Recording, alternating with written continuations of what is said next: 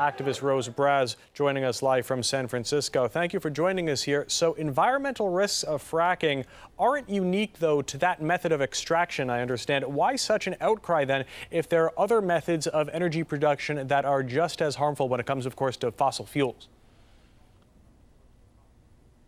Well, there's no doubt that oil and gas production in general is risky to human health and ecosystems and our future in terms of climate change.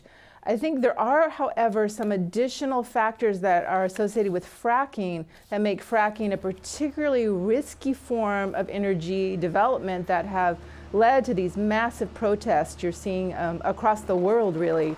One has to do with there are more than 632 different chemicals used in the fracking process that we know are used in the fracking process. About 25% of them are known carcinogenics. They can cause cancer. We have evidence of water contamination from Demick, Pennsylvania to Pavilion, Wyoming to Parker County, Texas. These are associated with fracking. And the other thing that has happened is fracking has expanded oil and gas development into areas where it didn't previously occur. And a colleague of mine likes to call fracking oil and gas development on steroids. So many more communities are seeing fracking in their backyard. So these risks are coming right to their next door. Do you think you can balance that, though, with the potential benefits of getting, because for better or worse, we are dependent on fossil fuels for our cars, for our petrochemical industry, for plastics, for example. It's all in there. The U.S. has helped boost its own economy because of shale gas exploration in this way. Europe may follow suit. Do you think that's worth the risk in terms of the benefits, in terms of things like energy independence? Well, there is, the recent report by the Intergovernmental Panel on Climate Change came out just a couple of weeks ago, and it reiterated what has been found before by the International Energy Agency. We need to keep about 2/3 of known fossil fuel reserves underground to stand even a chance of avoiding the worst impacts of climate change. So now is not the time to be delving into extremely risky new forms of fossil fuel development like fracking or acidization that are new forms that are using chemicals, millions of gallons of water, and exacerbating a climate crisis precisely at the time when we need to be moving toward truly green, clean, renewable energy.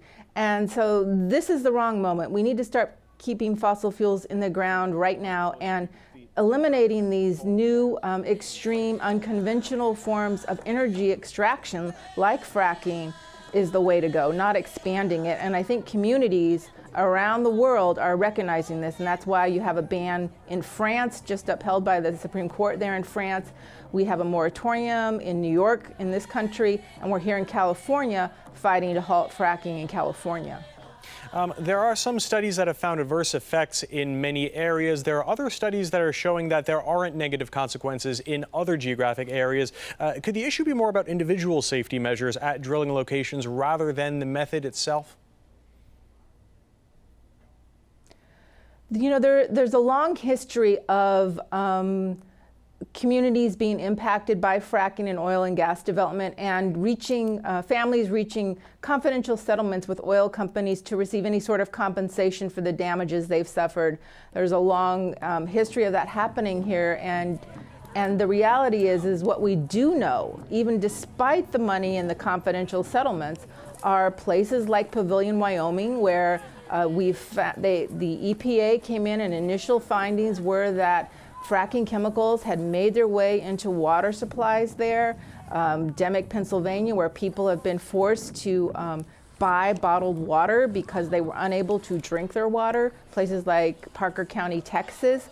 So despite the best efforts of really oil and gas companies to keep these damages under wraps, we're seeing more and more evidence of fracking's impacts. And even the best regulation can't make these impacts go away or these threats and risks go away, and particularly the risk to our climate.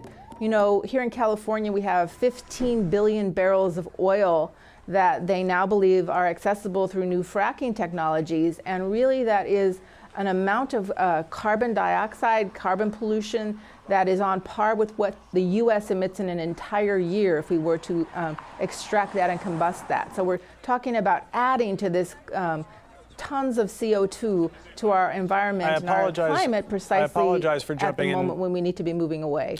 For jumping in here, but on top of that topic of California, where you are right now, the state did pass an anti-fracking measure, and there are others, I understand, that have followed suit. Are laws like that the answer, in your opinion, to stopping the practice? Mm-hmm. You know, we believe that the practice is simply too risky to our air, our water, our public health, and our climate to continue. So what we are fighting for, along with communities all across this state and across this country, and actually internationally in these 200 actions that are going to be taking place tomorrow at the Global Frackdown, is for a ban on fracking. All right, Rose Braz, thanks very much for your time.